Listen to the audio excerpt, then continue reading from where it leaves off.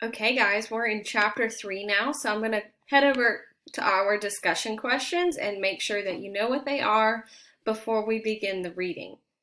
Okay, chapter 3's discussion questions say, describe the plan that Charlotte and Hayward made for when they're older. Question number 2 says, what do Hayward and Vern do to help Charlotte with her plan?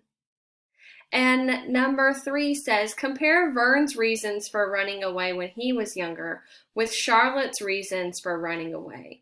So when we're comparing, guys, we're seeing what's similar. So find some similarities between Vern and Charlotte's reasons for running away. Okay, let's get to chapter 3. Sorry. Charlotte, you look nervous as a cat, said Hayward. Charlotte looked around to see if anyone was watching. She took the bundle he was holding and stuffed it in the wood box behind the kitchen. It's all there, Charlotte. Everything you asked for. The overalls, the caps, the boots, everything. Please be careful, Charlotte. Thanks, Hay. I don't know what I'd have done without you.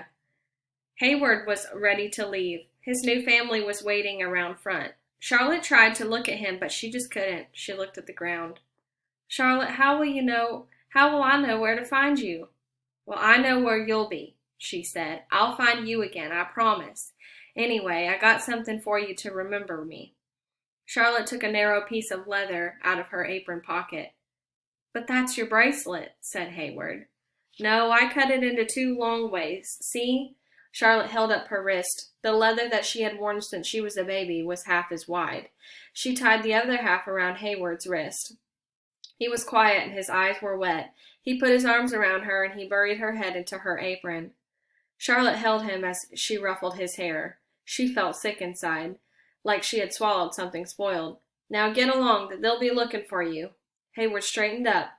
Muddy streaks ran down his face. Goodbye, Charlotte, he said, walking backward, still looking at her. Goodbye, Hay. I'll find you. We're going to have a ranch, remember, with a big old sign that says private property, remember? And fowls every spring. She couldn't finish. She choked on her tears as they spilled down her cheeks. She tried to stop, but she just couldn't. They flowed down like a river down her face until she couldn't even see him anymore. Remember, guys, Charlotte doesn't cry. Charlotte sat behind a wood box for nearly an hour. She felt achy and empty, silent, her tears spent. She looked out over the pastures and wondered where she'd be tomorrow.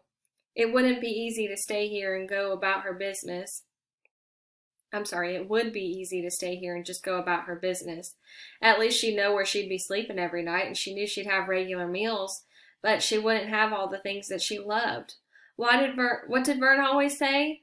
That the easy way ain't always gonna get you anywhere? Mrs. Boyle's voice startled her. Charlotte, do I have to come out there and get the wood myself? You're good for nothing and slow as molasses.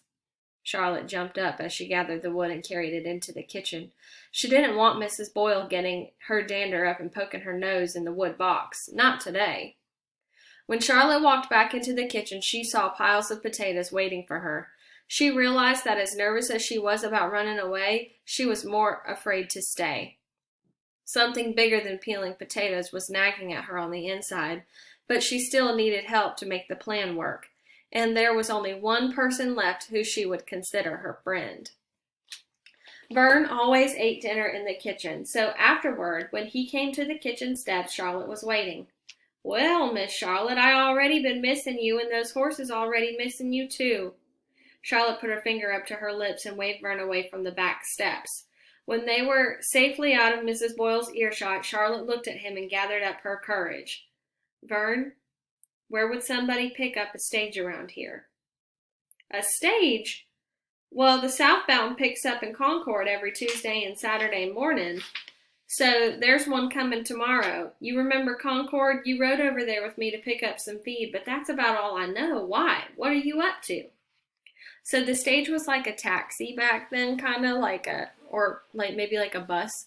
It was like a horse and carriage where it would pick them up and you would ride from one spot to the next. How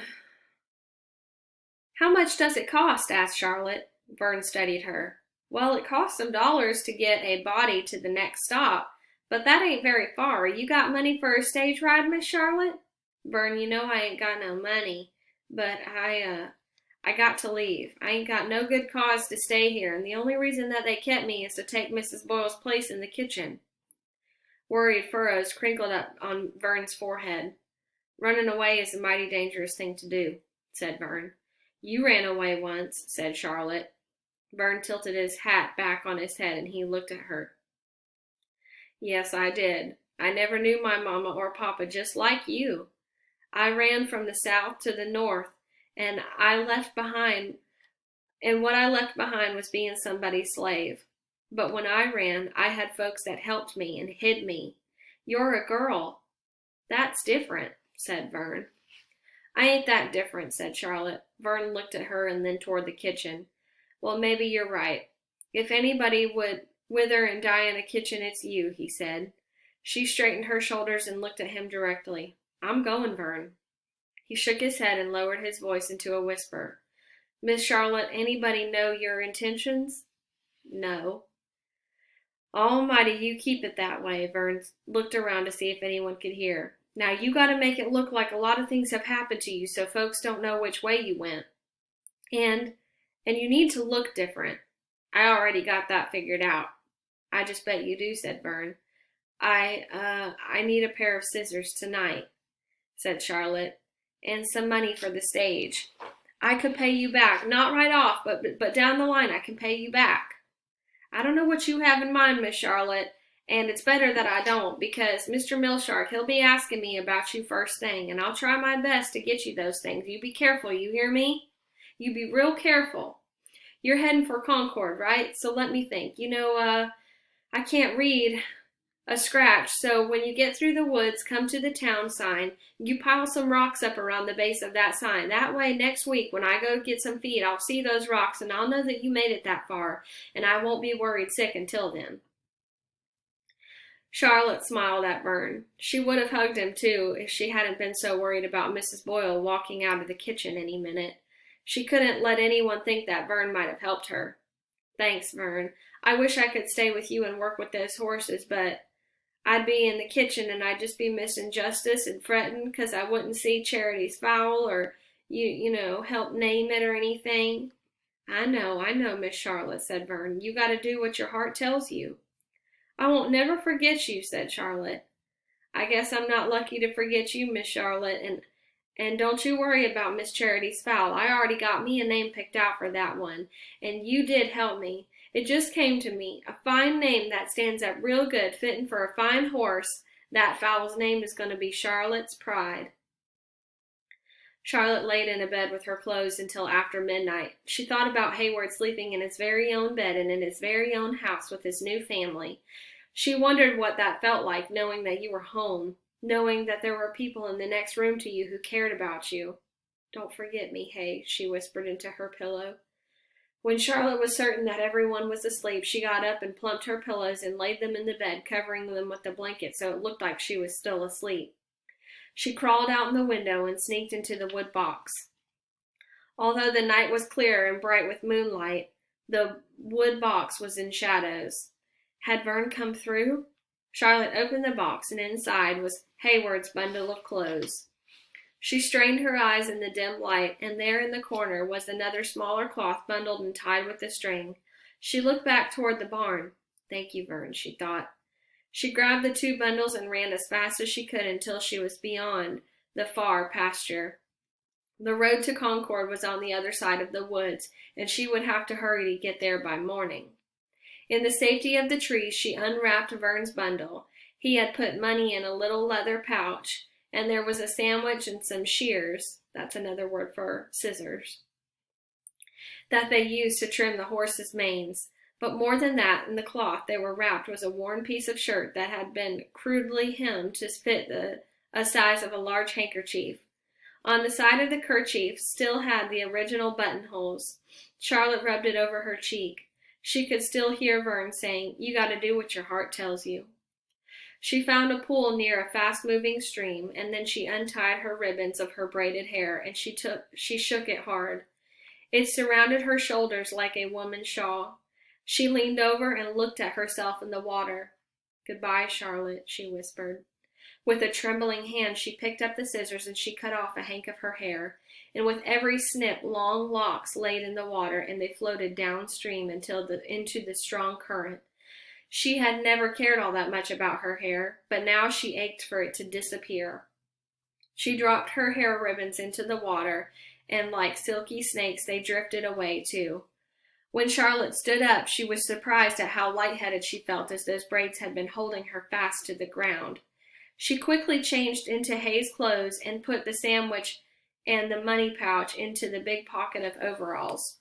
She folded Vern's makeshift kerchief and tucked it into another smaller pocket. She took one last look at the pool. The water reflected the image of a young boy. Quickly, Charlotte stuffed the frock and the scissors into a stump of the dead tree, covering them with damp leaves and a brush. She floated her apron into the stream, wrapping the strings around a nearby tree and bramble so it would drift away. Make it look like different things could have happened. If anyone came looking, they'd see her apron and think that she had drowned. Charlotte cut through the woods and arrived at the main road to Concord. Charlotte, with the moon still high, she ran until she got tired, and then she walked, and then she ran some more. The stage came really early, and she reminded herself of that. But her side had a stitch from running, and she slowed a little. Mrs. Boyle would be fussing when Charlotte didn't show up for breakfast chores on time, but she'd be too busy to come looking for herself. Eventually, she'd send one of the boys. He'd see the bed where it looked like Charlotte inside, and try to wake her. The boys would report back to Charlotte that Charlotte was missing, and then Mrs. Boyle would be furious. She would march straight to Mr. Milshark. Charlotte held her side and started running again. She could not miss that stage. And that's the end of chapter 3, and it left us with a picture of what Charlotte looks like now. She's looking at her reflection in the water with her overalls, and as you can tell, she does not look like a young lady anymore. And so that's the end of chapter 3, guys, and we will touch base tomorrow with chapter 4. I really hope you're enjoying this book as much as me. I love the bravery and the courage that Charlotte displays. Can't imagine being in her place. So go do your questions real quick. And, Miss Brown and I are checking those, and we will be giving out positive dojo points when your work is done. So make sure that today you have finished chapter 2 and chapter 3's questions, y'all.